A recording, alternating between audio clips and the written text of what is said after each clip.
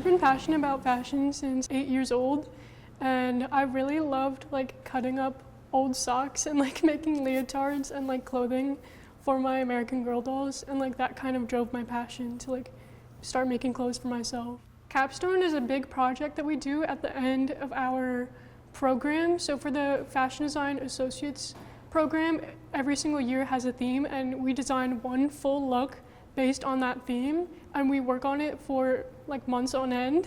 This year it was harmonic threads, which is inspired by the emotions you feel from listening to music. So everyone kind of chose a song, chose an emotion based on that song, and designed from that.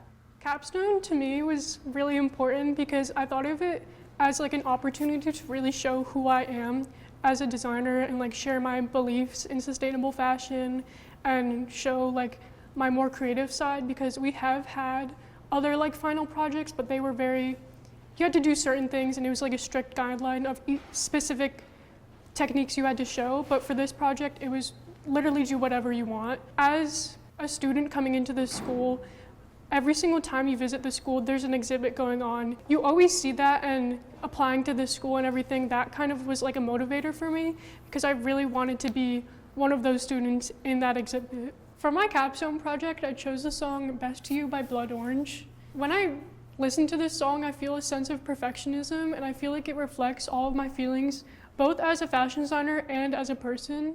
Having OCD and being a fashion designer is kind of like a double-edged sword.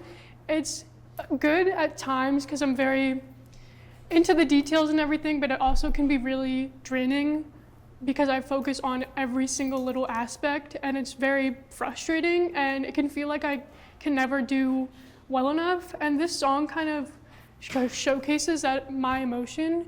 So my original design was a bunch of prize ribbons showing all of like your accomplishments, and then in the song it also says, I can be the best to you, but also throw it all away.